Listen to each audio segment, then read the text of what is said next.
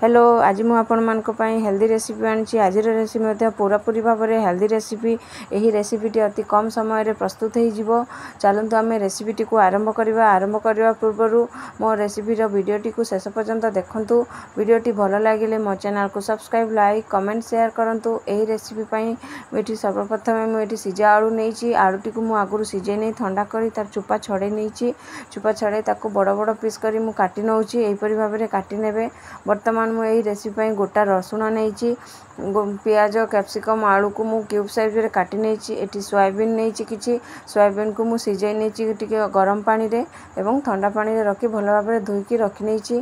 बर्तमान आमे अन्य एक बाउल रे भजा बेसन नहीं मुझे बेसन को किसी कम समय रे भाजी नहीं से मु स्वाद अनुसार लंका गुंड नहीं स्वाद अनुसार हलदी धनिया गुंड गोटे चामच स्वाद अनुसार लुण नहीं एठी सुखला मसला को भल भाव में मिक्स करना भल भाव में मिक्स कर सारे से आमे तेल ऐड करवा। एठी मु कंचा सोरिष तेल नहीं जदि आपण चाहिए एठी गरम उषुम तेल नहीं पारिबे। मु एठी कंचा सोरिष तेल नहीं तेल को पकाई भल भाव में मिक्स करना मसला गुड़िक जपरी तेल रे भल भाव में मिसीज तेलटी भल भाव में मिसला पर से मु दही नहीं दही 2-3 चामच नहीं बेसी खट्टा दही नेबे नहीं फ्रेश दही नेबे दही को पकाई भल भाव में आम मिक्स करना दही रे जपरी मसला गुड़िक भल भाव में मिक्स हो मिक्स है पर से मु अदा बटा किंबा अदा छेचा को आपण ऐड करि परिबे। मुझे अदा छेचा नहीं गोटे चामच अदा छेचा पकाई भल भाव में मिक्स करने मिक्स है पर से आमे सोयाबीन को जो आमे पानी रे रखी थे ताकू चिपुड़ी एथिरे आमे ऐड करना भल भाव में चिपुड़ी की से आमे ऐड करना से मु पियाज कैप्सिकम टमाटर आलू एवं गोटा रसुण यही सब को पकाई भल भाव में मिक्स करना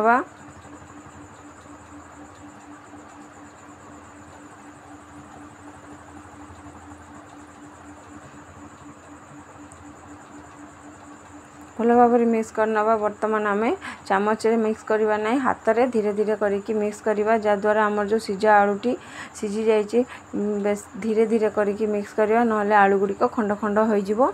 बर्तमान आम हाथ में मिक्स करना धीरे धीरे यहीपरी भाव में भल भाव में मिक्स करने आम बर्तमान थाली घुड़े रखी नवा किसी समय पाई आपन चाहिए 1 घंटा पर्यंत रखिपारे। मु 30 ରୁ 35 मिनिट पर्यंत मुझे रखी जिते समय मैरिनेशन होगी रेसिपीटी भल हम स्वाद बढ़ीज।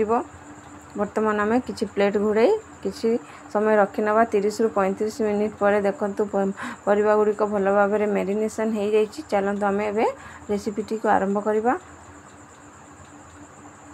बर्तमान मुझे कड़े नहीं जाइए कड़े रे तेल गरम कर नहीं 2-3 चामच सोरिष तेल ऐड करी तेल गरम होला पर से मु गोटा गरम मसला नहीं तेजपत्र जीरा डालचीनी लवंग ये सब को पकाई भल भाव में भाजी नहीं भाजी नेला पर मैरिनेशन कर रखि परिबा गुड़िक एथिरे ऐड करनवा।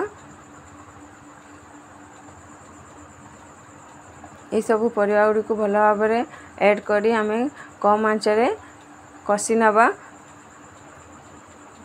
5 ରୁ 10 मिनिट पर्यंत आमे कषि नवा ढांकी देखो 5 ରୁ 10 मिनिट पर आमर परिबा गुड़िक भल भाव में कषि हो आसलानी एवं से आम बर्तमान टमाटो प्यूरी ऐड करनवा 2टी टमाटो प्यूरी कर नहीं प्यूरी को मु करी एथिरे ऐड करनवा।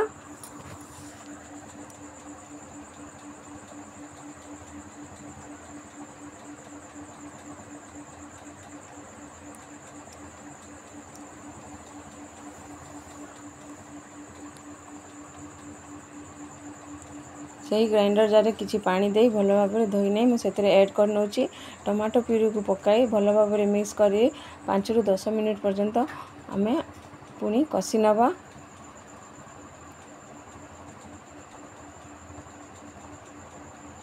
भल भाव में कषि सारा पर आम गरम पानी ऐड करवा बेसी गरम पानी ऐड करेनि अल्प अल्प गरम उषुम पानी ऐड करवा उषुम पानी ऐड करी आम ढांकी 5 ରୁ 10 मिनिट पर्यंत फुटवा को देवा। देखो 5 ରୁ 10 मिनिट पर भल भाव आमर परिवा गुड़िक भी भल भाव सीझी आसलानी। बर्तमान आमर ये परिवा गुड़िक भल भाव सीझी आसी। बर्तमान यही समय आम कटा धनिया पत्र पकाइबा एवं गरम मसला 1 चामच पकाइबा। शेष में आम गरम मसला ऐड करवा।